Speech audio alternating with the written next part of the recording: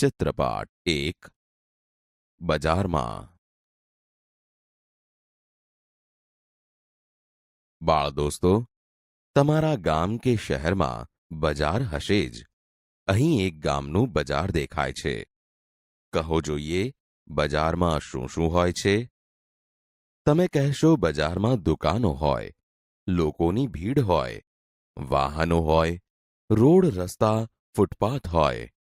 બજારમાં લોકોને બેસવા માટે બાંકડા હોય, વગેરે વગેરે. હવે આ ચિત્રમાં આગળ જુઓ. બાળ દોસ્તો, આ એક શોપિંગ સેન્ટર છે. અહીં એક જ મોટી બિલ્ડિંગમાં જુદી જુદી વસ્તુઓની દુકાનો છે. અહીં સાડી અને ડ્રેસ મટીરિયલ્સની દુકાન, ઘરેણાંની દુકાન, રમકડાની દુકાન, મોબાઈલ ફોનની દુકાન અને દવાખાનું પણ છે. બાળ દોસ્તો, દરેક દુકાનના બોર્ડ જુઓ. અહીં સાડીની દુકાનનું બોર્ડ છે, ઐશ્વર્યા સાડી સેન્ટર. બોર્ડમાં નીચે લખ્યું છે, તમને આધુનિક સજાવટમાં અમે જાળવીશું. પધારો પધારો, 50% વળતર. બાળ દોસ્તો, આ ઘરેણાંની દુકાન એટલે કે સોનીની દુકાન છે. અરે, આ વાક્ય તો વાંચો, કેટલું સુંદર છે. અમે ઘરેણાં નહીં, સંબંધોને પણ ઘડીએ છીએ. બાળ દોસ્તો, આ શોપિંગ સેન્ટરમાં બીજી ઘણી દુકાનો છે. મોબાઈલની દુકાન, ઝેરોક્સ સેન્ટર, દવાખાનું, કરિયાણાની દુકાન વગેરે વગેરે. બાળ દોસ્તો, બજારમાં તમે વિવિધ દુકાનો જોઈ હશે.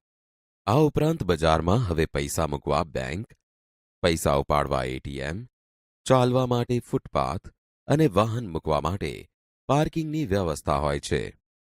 લોકોની સુવિધા માટે શૌચાલય, પોલીસ વગેરે પણ બજારમાં હોય છે. કેટલાક ગામના બજારોમાં તો બજારની શોભા વધારવા માટે સુંદર મજાના ફુવારા કે બરાબર ચોકમાં પૂતળા પણ મૂકવામાં આવે છે.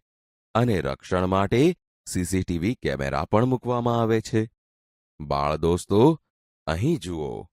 આ પાણીપુરીની લારીવાળો છે, જે રોડ ઉપર ઊભો રહી પોતાની લારીમાંથી પાણીપુરી વેચે છે. આ બરફના ગોળાવાળો ભાઈ પણ લારીમાં જ બરફના ગોળા વેચે છે. આ ફુગ્ગાવાળા ભાઈએ તો માત્ર હાથમાં એક લાકડી જ પકડી છે, જેમાં ફુગ્ગા બાંધેલા છે, તે વેચે છે.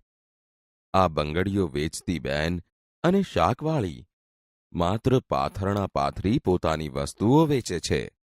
બાળ દોસ્તો, તો બજારમાં તમને આવા નાના વેપારીઓ પણ જોવા મળશે, જેમને કોઈ મોટી દુકાન નથી, છતાં બજારમાં વસ્તુઓ વેચવા આવે છે.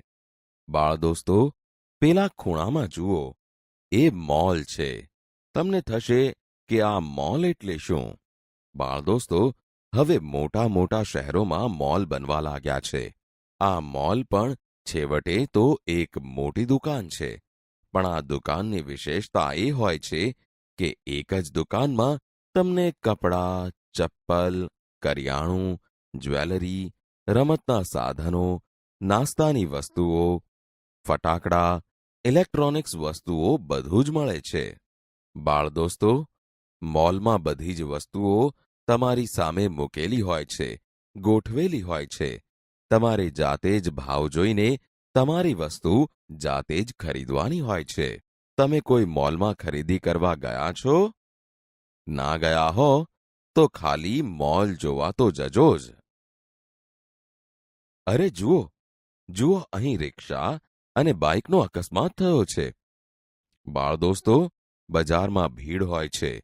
અહીં વાહનો ધીમે ચલાવવા જરૂરી હોય છે.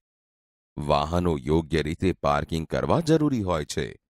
ક્યારેક આપણે જ ફૂટપાથને બદલે રસ્તા વચ્ચોવચ્ચ ચાલીએ તો ક્યારેક અકસ્માત થાય છે. બાળ દોસ્તો, આ અકસ્માત થયા પછી પોલીસ પણ સ્થળ પર પહોંચી છે અને 108 એમ્બ્યુલન્સ પણ પહોંચી. ઘાયલને થોડી જ ઈજા થઈ છે. તેણે માથે હેલ્મેટ પહેર્યું છે, એટલે ચિંતાનું કોઈ કારણ નથી. પરંતુ તમે બજારમાં જાઓ તો ધ્યાન રાખજો. બજારમાં આપણું અને આપણા સામાન કે વાહનનું ધ્યાન રાખવાની જવાબદારી આપણી જ હોય છે.